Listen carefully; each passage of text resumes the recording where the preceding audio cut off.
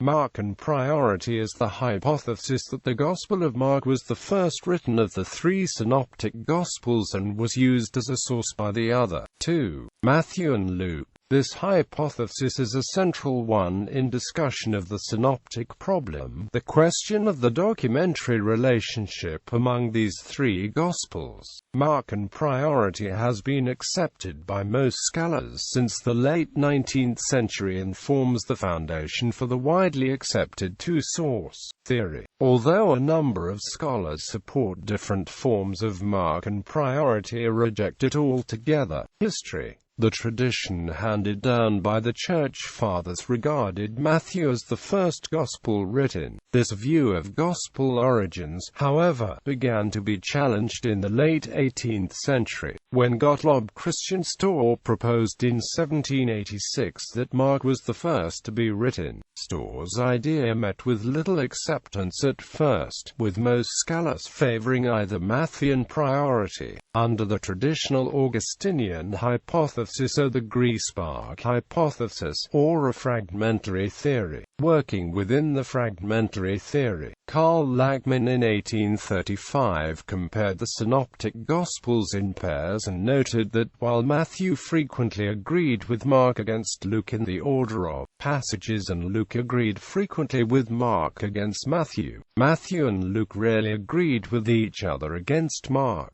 Lachmann inferred from this that Mark best preserved a relatively fixed order of episodes in Jesus' ministry. In 1838, two theologians, Christian Gottlob Wilke and Christian Hermann Weiss, independently extended Lachmann's reasoning to conclude that Mark not only best represented Matthew and Luke's source but also that Mark was Matthew and Luke's source. Their ideas were not immediately accepted, but Heinrich Julius Holtzmann's endorsement in 1863 of a qualified form of Markan priority won general favor. There was much debate at the time over whether Matthew and Luke used Mark itself as some proto-Mark.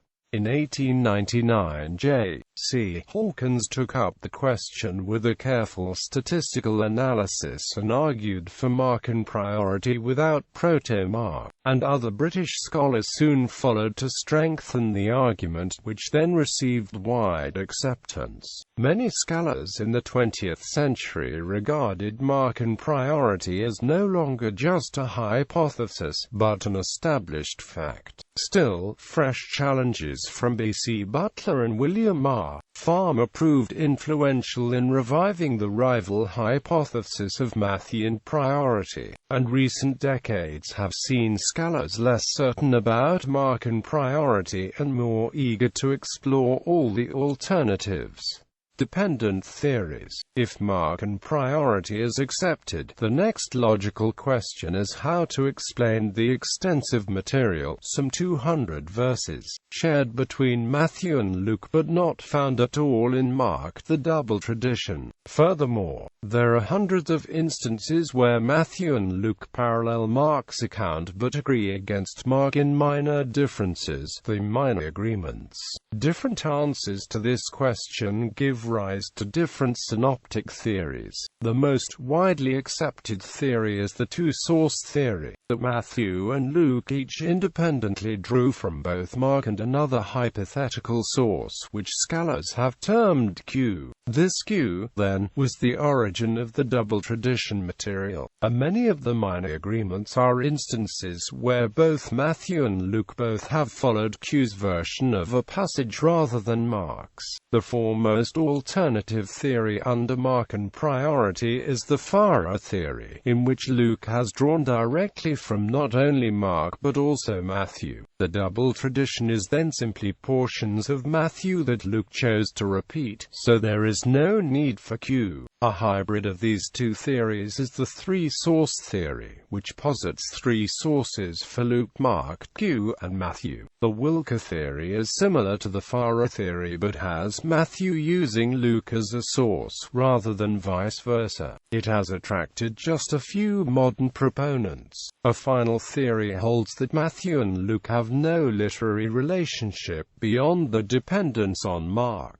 but rather each supplemented the triple tradition with oral sources. Where these oral sources overlapped with each other, the double tradition arose, and where they overlapped also with Mark, minor agreements arose. This theory, with few supporters, is usually viewed as a variation on the two-source theory, where Q is not a document but a body of oral material, and thus called the oral Q theory. Alternatives. The most prominent challenger to Markan priority is Markan posteriority, which holds that Mark used both Matthew and Luke as a source. This hypothesis is most associated with the two-gospel theory, which further posits Matthewan priority. This view envisions a Mark who mostly collected the common material shared between Matthew and Luke. Matthewan priority is also a feature of the Augustinian theory, which differs by placing Mark in the middle. Lucan priority has been revived in recent decades in the complex form of the Jerusalem school theory, which also places Mark in the middle. Here, Mark uses Luke, then Matthew uses Mark but not Luke, while all three synoptics draw from a hypothetical Greek translation of an earlier Hebrew work. Some theories deny literary priority to any one of the Synoptic Gospels, asserting that, whatever the chronological order of composition, none of them draws from any of the others. The multi-source theory has each Synoptic Gospel combining a distinct mix of earlier documents, while the independence theory denies any documentary relationship and regards each Gospel as an original composition utilizing oral sources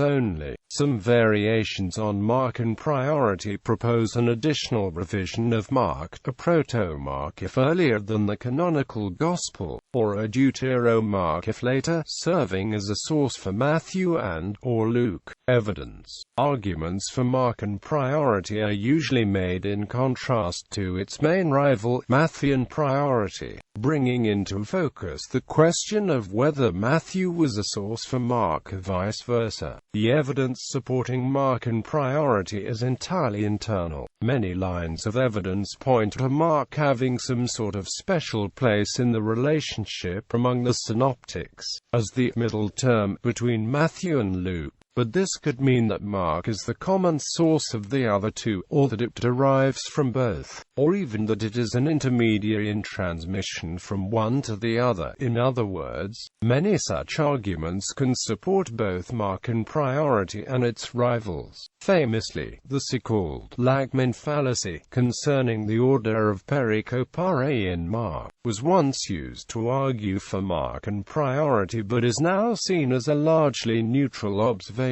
Modern arguments for or against Markan priority tend to center on redactional plausibility, asking, for example, whether it is more reasonable that Matthew and Luke could have written as they did with Mark in hand, or that Mark could have written as he did with Matthew and Luke in hand, and whether any coherent rationale can be discerned underlying the redactional activity of the later evangelists. It should also be remembered, where matters of detailed wording are concerned, that there is some uncertainty in the Gospel texts themselves, as textual criticism of the Gospels is still an active field, which cannot even decide, for example, on Mark's original ending. Such issues often intersect with the Synoptic Problem. For example, Streeter famously dismissed many of the minor agreements so troublesome for the two-source theory by appealing to textual corruption driven, typically by harmonization. Markan style. Mark's style of Greek is unique among the Gospels, unsophisticated and unrefined, often awkward or even improper. Mark is full of Latinisms, in idioms and vocabulary. Mark tends to conjoin verbs and sentences simply with kappa alpha. In fact, more than half the verses in Mark begin with kappa alpha. Mark is notably fond of epsilon theta sigma and pi alpha lambda iota nu, frequently frequently uses dual expressions, and often prefers the historical present. In essence, then, Mark's style is not so much literary as thoroughly colloquial. The parallel passages in Matthew and especially in Luke tend to be in a more polished and eloquent style of literary Greek, where Mark uses an unusual word or expression. Matthew and Luke often substitute something more natural. Though they often add material of substance, they tend to trim down Mark's redundancies and verbosity and express his meaning more concisely. Supporters of Marcan priority see this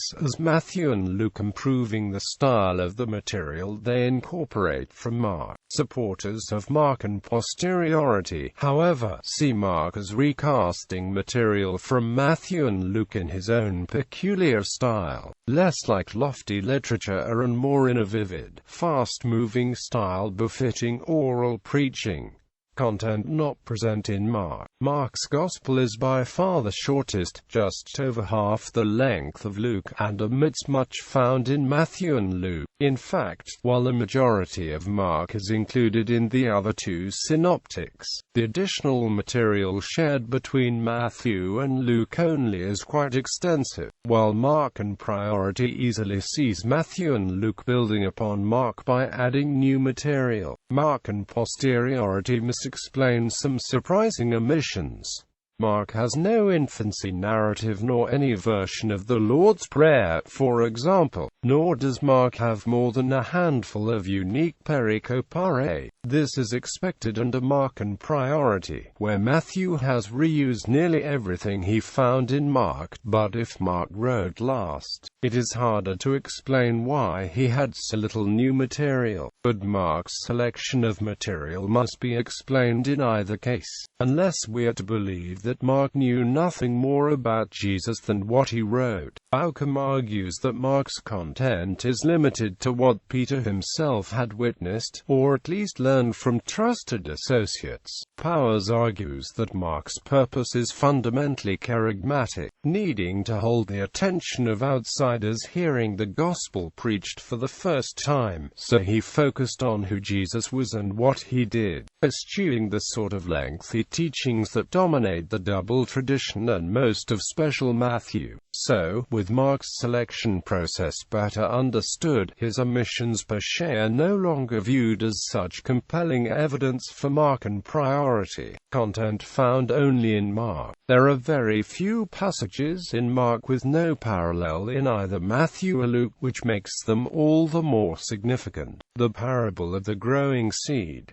the healing of the deaf-mute of Decapolis, the healing of the blind man of Bethsaida, the naked fugitive. If Mark is drawn from Matthew and Luke, it is hard to see why he would add so little material, if he were going to add anything at all, and the choice of additions is also rather strange. On the other hand, if Mark wrote first, it is easier to see why Matthew and Luke would omit these passages. These two healings are the only ones in the synoptics involving the use of saliva, and the naked runaway is an obscure incident with no obvious meaning or purpose. But this does not tell the whole story, for altogether Mark has about 155 verses included in neither Matthew nor Luke, nearly a quarter of his entire Gospel. Most of these are details omitted in the parallel passages, rather than distinct pericopae. In fact, apart from sayings material, nearly every pericope in Mark is longer than its parallels in Matthew and Luke.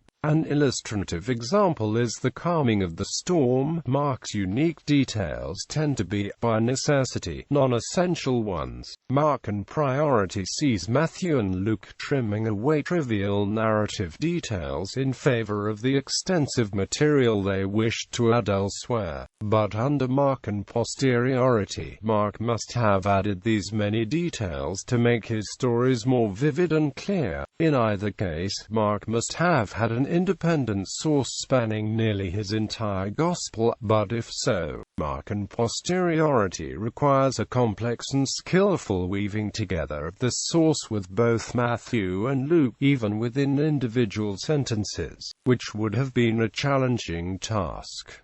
Hard readings. Often the differences in Mark from the parallels in Matthew and Luke are hard readings, which seem to portray Jesus or the apostles in a negative light or in ways that a later redactor would likely find uncongenial. Marcan Priority argues that these hard readings were more likely original to Mark and then smoothed out or omitted when Matthew and Luke encountered them, rather than added by Mark to accounts lacking them. Notable hard readings unique to Mark include: he was not able to do a miracle there except to lay his hands on a few sick people and heal them, and he was amazed because of their unbelief, versus he did not do many miracles because of their unbelief. Jesus healed many who were sick, versus all who were sick. When his family heard this, they went out to restrain him, for they said, "He is out of his mind." In the storm at sea, the disciples ask, "Don't you care that we are about to die?" versus, "We are about to die." Jesus replies, "Do you still have no faith?" versus, "Ye of little faith," or "Where is your faith?" The disciples' hearts were hardened. James and John asked to sit beside Jesus in his kingdom, versus the mother making the request. Marcan posteriority faces the harder task of accounting for these as Marcan changes, but does so by appealing to Mark's fondness for vivid detail and for starkly contrasting Jesus's teachings with the attitudes of those around him. Order. Comparing the sequential order of parallel pericopare among the three synoptics, the arrangement often varies, but some general patterns emerge. Mark nearly always follows Matthew and Luke where they agree in order and one or the other when they disagree. On the other hand, the double tradition pericopare shared between Matthew and Luke show little agreement in order. Such observations have been studied in detail for centuries, but the difficulty has been in how to interpret them. Marcan Priority views this order as support for Matthew and Luke, each building upon Mark. Marcan Posteriority, however, sees this order as proof that Mark drew alternately from Matthew and Luke.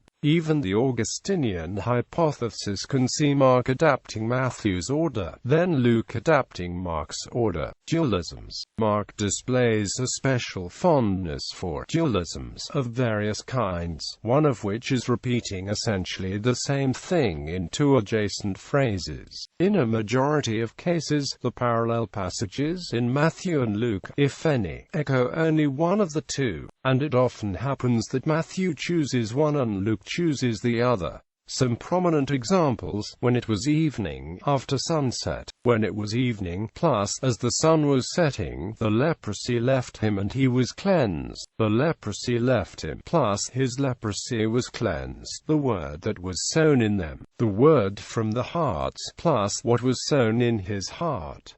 They came to Jericho. As Jesus and his disciples and a large crowd were leaving Jericho. As Jesus approached Jericho, plus, as they were leaving Jericho, a large crowd followed them. Immediately as you enter it. Immediately, plus, as you enter it, were seeking how to seize him by stealth and kill him. Were seeking how they might put him to death, plus, conspired to seize Jesus by stealth and kill him.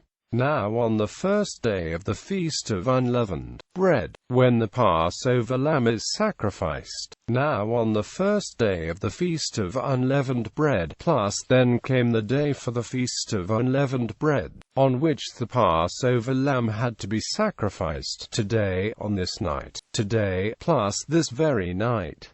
Now when evening had already come, since it was the day of preparation. Now when it was evening, plus, it was the day of preparation and the Sabbath was beginning. Supporters of Marcan posteriority advance these as clear cases of Mark conflating the parallel accounts from Matthew and Luke. Supporters of Marcan priority, on the other hand, point to a larger number of instances where both Matthew and Luke have chosen the same half of a Marcan dualism and argue that, when each Gospel trimmed down these redundant expressions, sometimes by chance Matthew and Luke made opposite choices. It is hard to judge, though, as the choice can seldom be seen as an arbitrary one.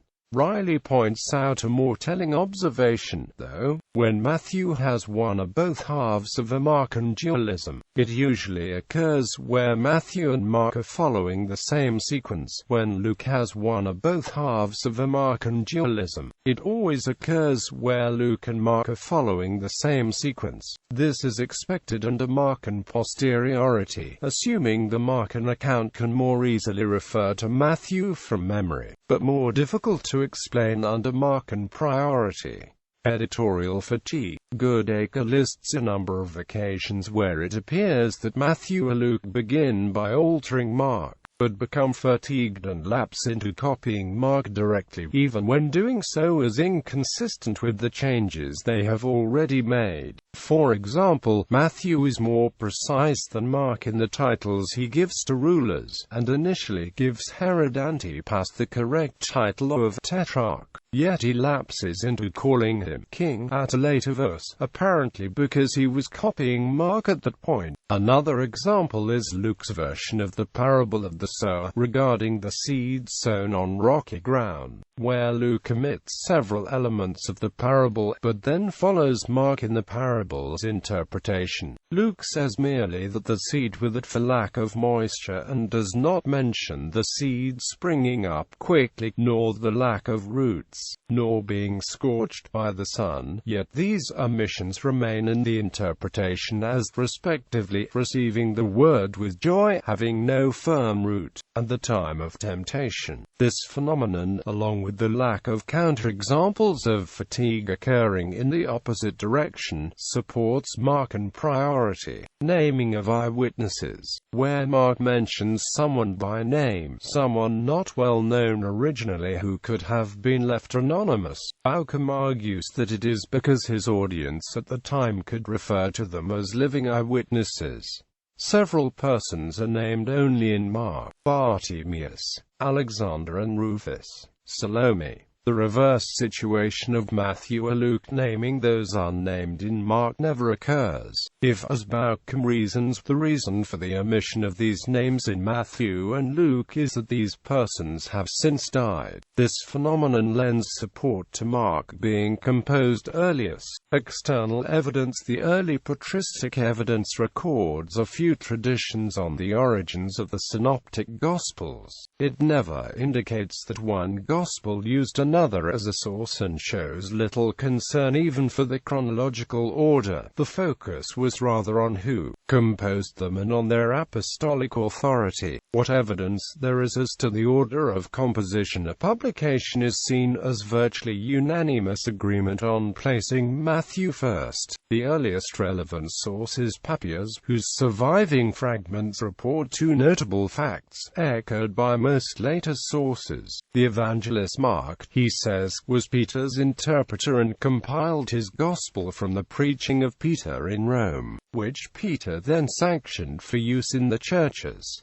Matthew the Apostle, on the other hand, wrote his account himself in the Hebrew dialect. This account of the origin of Mark is seen as likely genuine by many scholars, though hardly all. If so, Mark's source is not the other two synoptics but Peter, unless Peter himself drew from them, as some propose. The curious statement that Matthew's Logia was written in the Hebrew dialect, the ordinary way of referring to either the Hebrew or the Aramaic language, has been much discussed. The difficulty is that canonical Matthew is in Greek and does not appear to be a translation, nor is any such original Hebrew version known. Some scholars have argued that Papias simply meant a Semitic style in Greek. Other synoptic theorists have speculated on some role of this Logia as a source for the canonical Gospels. The hypothesis, for example, that canonical Matthew was a recension of the Logia. Making use also of Mark's Gospel was the original foundation for the two-source theory. Ephraim is more explicit about the Gospel's languages. Matthew the Hebrew wrote this, and behold, it was turned into Greek. Matthew wrote the Gospel in Hebrew, Mark in Latin from Simon in the city of Rome, Luke in Greek, and this is echoed in many later sources. Mark writing in Latin may have arisen merely by inference, but it is true that canonical Mark exhibits numerous Latinisms, and some have argued that indeed canonical Mark was translated from a Latin original. Most scholars, however, reject this view and consider the Greek original. Irenaeus, who knew the work of Papias, gives the first extant account of the origins of Luke and of all four Gospels together. So Matthew, among the Hebrews in their own dialect,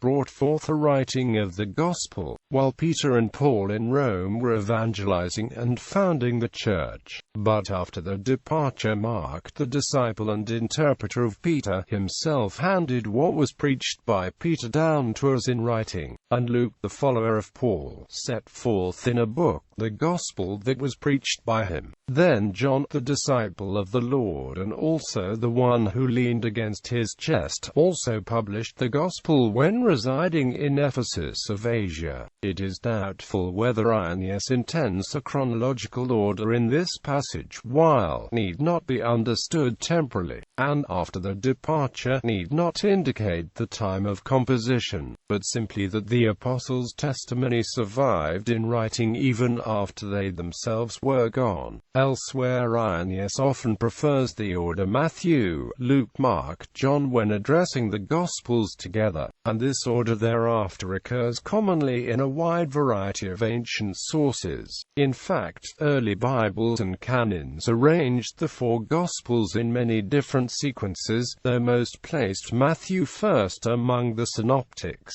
From Clement, who probably also knew the work of Papias, comes a unique and much discussed statement that the Gospels with genealogies were written before, in contrast to Mark. Farmer touted this as support for Markan posteriority, but Carlson argued that the word was better interpreted as openly published, in contrast to Mark's initially private circulation. Origen, a pupil of Clement who also knew the work of Irenaeus well, enumerates the Gospels as follows: as learned by tradition, the first written was Matthew, the second Mark, the third Luke, after all of them John. Most readers then and now have seen this as a clear statement of chronology, though some have doubted that was Origen's intent. In any case, this canonical order was increasingly well established by this time, and subsequent sources accepted this temporal sequence. Augustine recites this traditional chronological order and adds his own influential inferences. Denying that each evangelist wrote in ignorance of his predecessors, he describes Mark as